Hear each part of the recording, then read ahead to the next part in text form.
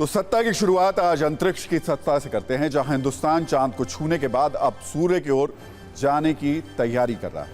चंद्रयान 3 की कामयाबी के बाद अब आदित्य L1 की तैयारी हो रही है। लैंडर विक्रम और रोवर प्रज्ञान के चांद पर उतरने का जश्न अभी खत्म भी नहीं हुआ कि इंडियन स्पेस रिसर्च ऑर्गेनाइजेशन यानी इसरो ने एक ऐसा ऐलान कर दिया जिससे पूरी दुनिया हैरान है। सिर्फ 7 दिन बाद 2 सितंबर को इसरो अपना पहला सूर्य मिशन लॉन्च करेगा। आंध्र प्रदेश में श्रीहरिकोटा के सतीश धवन स्पेस सेंटर से मिशन आदित्य L1 लॉन्च होगा। चंद्रयान 3 की सफलता के बाद इसरो के लिए आदित्य L1 काफी महत्वपूर्ण है, इसलिए हमने इस पर सत्ता की एक डिटेल कुंजी तैयार की है, जिसे देखने के बाद आपको एहसास होगा कि भारत की स्पेस एजेंसी इसरो कैसे अंतरिक्ष में एक के बाद एक झंडे गाड़ रही है। इसरो के पहले सूर्य मिशन का नाम में 2 शब्द, पहला आदित्य, दूसरा L1 यानी लैग्रेंज पॉइंट 1। आदित्य शब्द संस्कृत से लिया गया है जिसका अर्थ है सूर्य। तमाम हिंदू ग्रंथों में भगवान सूर्य को आदित्य भी कहा गया। अब थोड़ी सी आपको हम जानकारी दे देते हैं क्योंकि यह मिशन बहुत महत्वपूर्ण है। और आदित्य L1 के बारे में तो हमने आपको बता दिया कि आदित्य जो नाम है वो पर्यायवाची है सूर्य का। लेकिन ये आदित्य L1 मिशन पूरा है क्या, ये काम कैसे करेगा? भारत की दृष्टि से अगर हम इस पूरे मिशन को देखें तो क्यों ये एक और बड़ा कीर्तिमान स्थापित करेगा, आज इसे भी बहुत विस्तार से आपको बताते हैं। देखिए, L1 का मतलब लैग्रेंज पॉइंट 1 है, ये हमने आपको बता दिया। लैग्रेंज पॉइंट ऐसे पॉइंट होते हैं जो अंतरिक्ष में 2 पिंडों के बीच होते हैं, जैसे सूर्य और पृथ्वी के बीच एक खास लोकेशन।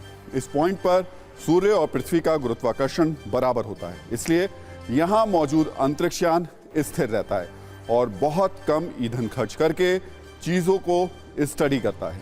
इस पॉइंट पर सूरज के ग्रहण का असर नहीं पड़ता है। लैग्रेंज पॉइंट 1 पृथ्वी से 15 लाख किलोमीटर की दूरी पर है। इसी लैग्रेंज पॉइंट 1 से भारत का सूर्ययान आदित्य L1 सूर्य की स्टडी करेगा। आपको बता दें कि 1772 में 1772 में अगर हम बात करें, इसको हम सन के हिसाब से बात कर रहे हैं, फ्रांस के गणितज्ञ जोसेफ लुइस लैग्रेंज ने इस पॉइंट की खोज की थी, इसलिए इसे लैग्रेंज पॉइंट कहा जाता है। 2 सितंबर को जब आदित्य L1 मिशन लॉन्च होगा तो वो इसी लैग्रेंज 1 पॉइंट पर पहुंचेगा और अगले 5 साल तक सूर्य की स्टडी करेगा। यह पहला भारतीय मिशन होगा जो सूर्य की स्टडी करेगा, सौर तूफान की स्टडी करेगा, सूरज से जो लपटें निकलती हैं उनके बारे में जानकारी जुटाएगा, सूर्य की तरफ से जो भी कण या तरंगे पृथ्वी तक आती हैं उनकी स्टडी भी करेगा, सूर्य के बाहरी जो आवरण है उसके बारे में जानकारी जुटाएगा, सौर तूफान के पृथ्वी पर हो रहे असर को भी ये डिकोड करेगा। इसरो ये फायदा इससे उठाना चाहता है या लेना चाहता है कि सूरज की गतिविधियों से जो पृथ्वी पर बदलाव होते हैं उन्हें हम बेहतर तरीके से मैनेज कर पाएं। इसरो का लक्ष्य है, लेकिन ये इतना आसान भी नहीं है। आदित्य L1 को सूर्य की भयंकर गर्मी का सामना करना होगा, सूर्य से निकलने वाले खतरनाक रेडिएशन से बचना होगा और तूफान भी सामना उसको करना पड़ेगा। आदित्य इतनी गर्मी और खतरनाक रेडिएशन से बच जाए, इसका ध्यान रखा गया है। भारत के लिए आदित्य L1 मिशन काफ़ी खास है। TV9 भारतवर्ष ने इसके जो एक स्पेशल शो है एंड 5, उसमें विज्ञान एवं प्रौद्योगिकी मंत्री डॉक्टर जितेंद्र सिंह ने डिटेल में इसकी जानकारी दी। आदित्य L1 उन्होंने भगवान की, हम अगर बात करें कि निश्चित तौर पर हर कोई कहता है कि भगवान तो इसमें साथ देगा ही देगा, लेकिन इसका जो नाम रखा गया है वो गगनयान रखा गया है और गगनयान के बारे में उन्होंने बताया है। एक बार उनकी बात को सुन लेते हैं, फिर आगे बात करते हैं।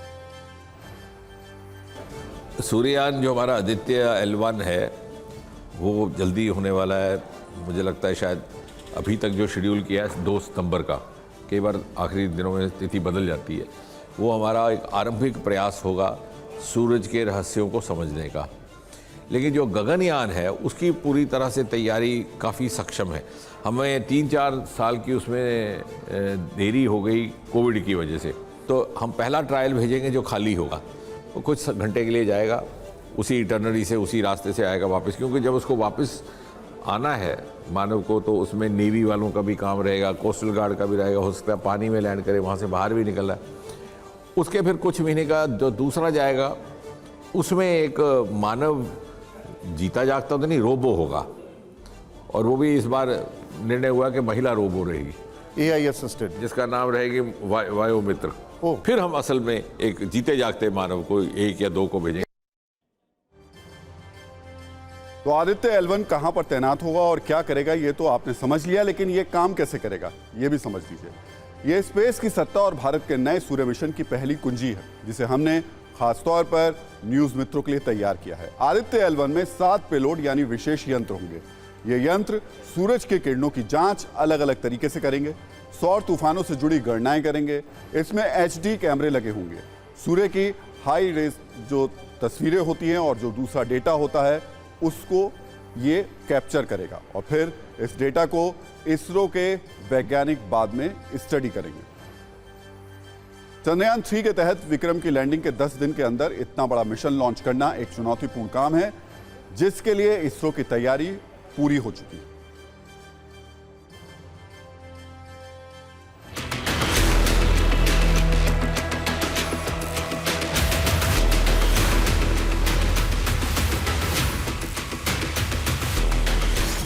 हमने भविष्य के लिए कई बड़े और महत्वाकांक्षी लक्ष्य तय किए।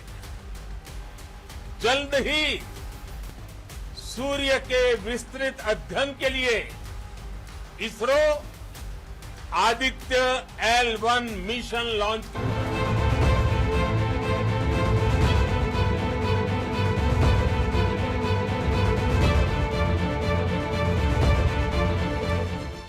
भारत बार बार ये साबित कर रहा है कि sky is not the limit. Lander module mission जो है इसकी जो टोटल एलोकेटेड कॉस्ट है वो तकरीबन 380 करोड़ के आसपास है।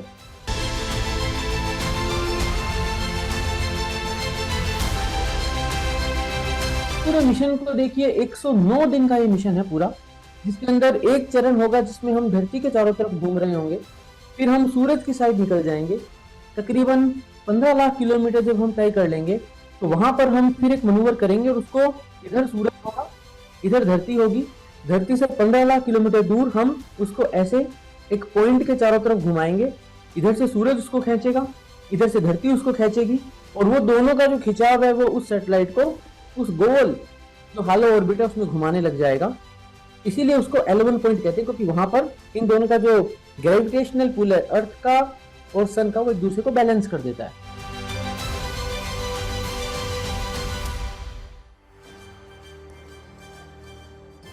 तो इसरो अपने सूर्य मिशन आदित्य L1 को 2 सितंबर को लॉन्च करने वाला है। उसका आइडिया 2008 में दिया गया था। 2016 में पहली बार 3 करोड़ रुपए का एक्सपेरिमेंटल बजट दिया गया। इसके बाद 2019 में आदित्य L1 के लिए 378 करोड़ रुपए का बजट जारी किया गया।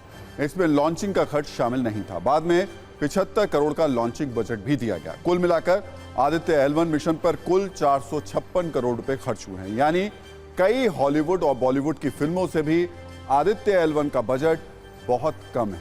अगर अमेरिकी स्पेस एजेंसी नासा के सोलर मिशन से इसकी तुलना करें तो ये बहुत ही सस्ता है। 2018 में नासा ने सूर्य mission Parker solar probe launch किया था, जिसका कुल बजट 12,400 करोड़ रुपए था, यानी भारत के आदित्य मिशन के मुकाबले नासा का सोलर मिशन 27 गुना महंगा था।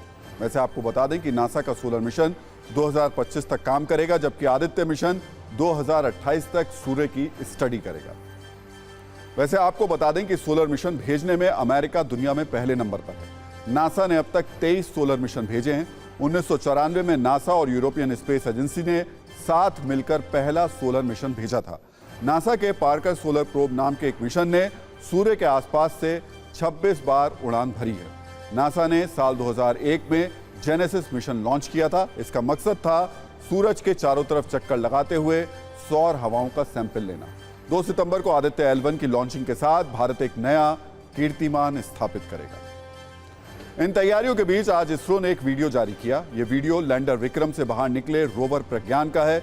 इस वीडियो में प्रज्ञान का विक्रम से बाहर निकलना स्पष्ट रूप से दिखाई दे रहा है और चंद्रमा की सतह प्रज्ञान की गतिविधियां भी उसमें दिखाई दे रही हैं।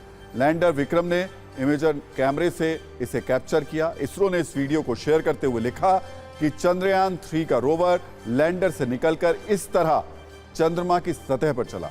रोवर अगले 12 दिनों में करीब आधा किलोमीटर का सफर तय करेगा।